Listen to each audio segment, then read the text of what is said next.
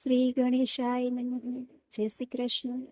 આજે આપણે અષાઢ વદ સંકટ ચતુર્થીની કથા, પૂજા પદ્ધતિ, વ્રત કહેવાનું છે. જો તમને આ વિડીયો પસંદ આવે તો સબસ્ક્રાઇબ કરવાનું ભૂલતા નહીં, જેથી આગળના વિડીયો તમને મળી રહે.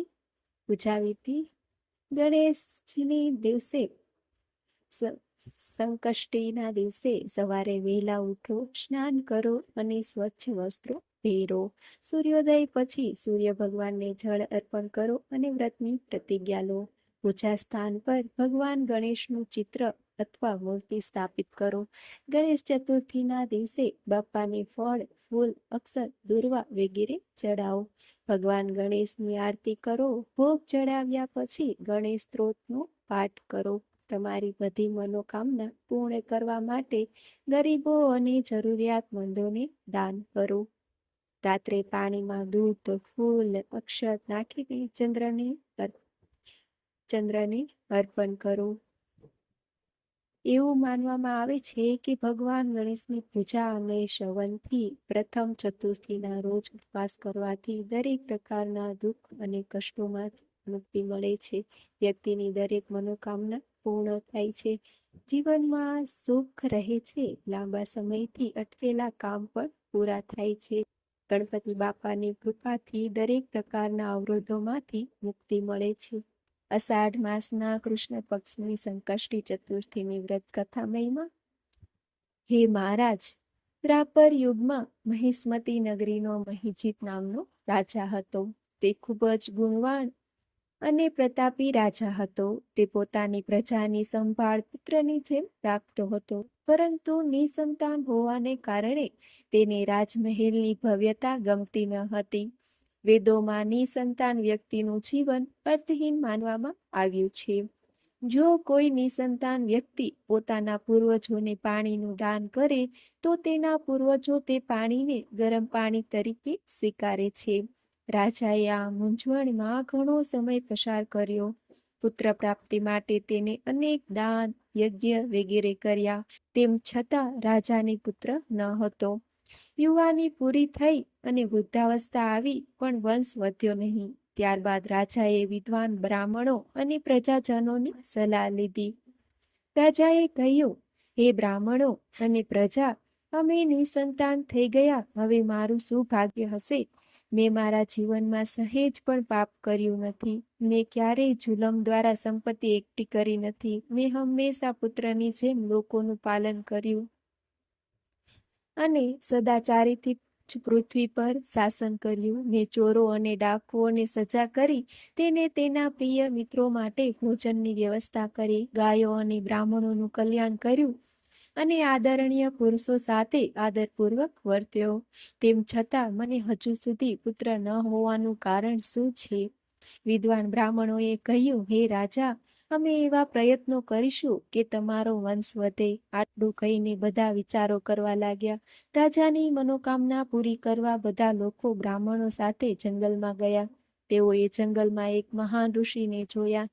તે મુનિરાજ ઉપવાસ કરી તપસ્યામાં મગ્ન રહ્યા. બ્રાહ્મણજીની જેમ તેઓ સ્વવિજયી, ક્રોધ વિજયી અને શાશ્વત પુરુષ હતા.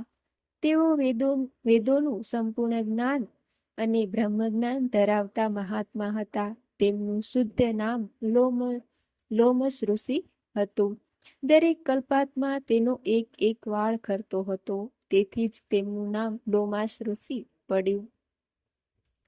તે લોકોએ આવા ત્રિકાલદર્શી મહર્ષિ લોમેશના દર્શન કર્યા હતા. બધા તે તેજસ્વી ઋષિ પાસે ગયા. યોગ્ય પ્રાર્થના અને પ્રણામ કર્યા પછી બધા તેમની સામે ઊભા હતા. ઋષિના દર્શનથી બધા ખુશ થઈ ગયા અને એકબીજાને કહેવા લાગ્યા કે આવા ઋષિના દર્શન અમને મળ્યા એ આપણું સૌભાગ્ય છે. તેમના ઉપદેશોથી આપણને બધાને લાભ થશે. એવું નક્કી કરીને તેઓએ મુનિરાજને આ વાત કહી. હે મહર્ષિ, અમારા દુઃખનું કારણ સાંભળો. અમે અમારી શંકા દૂર કરવા તમારી પાસે આવ્યા છીએ. ઓહ ભગવાન, કૃપા કરીને કોઈ ઉપાય સૂચવો. મહર્ષિ લોમેશે પૂછ્યું, સજ્જનો, તમે લોકો અહીં કયા હેતુથી આવ્યા છો? મારી સાથે તારો શું હેતુ છે? સ્પષ્ટપણે કહો, હું તમારી બધી શંકાઓને દૂર કરીશ.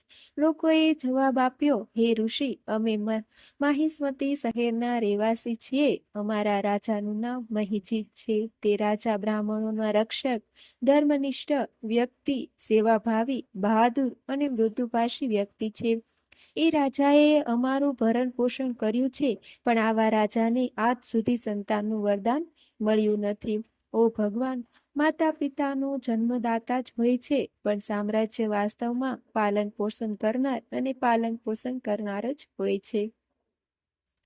હે રાજાને ખાતર આપણે આટલા ઊંડા જંગલમાં આવ્યા છીએ. હે મહર્ષિ, કૃપા કરીને મને કોઈ એવી યુક્તિ જણાવો કે જેનાથી રાજાને સંતાન પ્રાપ્ત થાય, કારણ કે આવા ગુણવાન રાજાને પુત્ર ન હોવો એ બહુ મોટી દુર્ભાગ્યની વાત છે.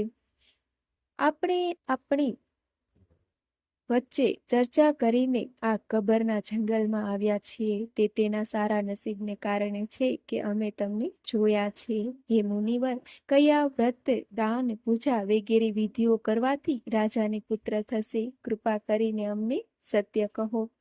લોકોની વાત સાંભળીને મહર્ષિ લોમેશે બોલ્યા, હે ભક્તો, તમે લોકો ધ્યાનથી સાંભળો. હું સંકટ નાશક વ્રત વિશે કહું છું. આ વ્રત નિસંતાનને સંતાન અને ગરીબોને ધન આપે છે. અષાઢ કૃષ્ણ ચતુર્થીના દિવસે એકદંત ગજાનન નામના ભગવાન ગણેશની પૂજા કરો.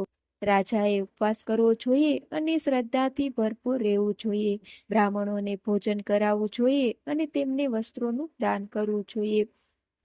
ભગવાન ગણેશની કૃપાથી તેમને અવશ્ય પુત્રની પ્રાપ્તિ થશે. મહર્ષિ લોમેશના આ શબ્દો સાંભળીને બધા આઘાતથી ઊભા થઈ ગયા. દરેક જણ નમન અને પ્રણામ કર્યા પછી શહેરમાં પાછા ફર્યા. લોકોએ રાજાને જંગલમાં બનેલી બધી ઘટના જણાવી. દરેક જણ નમન અને પ્રણામ કરીને પાછા ફર્યા. જંગલમાં બનેલી બધી વાત જણાવી અને લોકોની વાત સાંભળીને રાજા ખૂબ ખુશ થયા અને તેમણે ભક્તિભાવ સાથે ગણેશ ચતુર્થીના રોજ ઉપવાસ કર્યા અને બ્રાહ્મણોને ભોજન, વસ્ત્રોનું વગેરેનું દાન કર્યું. ભગવાન ગણેશની કૃપાથી રાણી સુદક્ષિણીને સુંદર અને દયાળુ પુત્ર પ્રાપ્ત થયો હતો. શ્રી કૃષ્ણ કહે છે કે હે રાજા, આ ઉપવાસની સમાન અસરો છે. જે લોકો આ વ્રત ભક્તિભાવથી રાખે છે તે તમામ સાંસારિક સુખોનો હકદાર બનશે. જય શ્રી ગણેશ.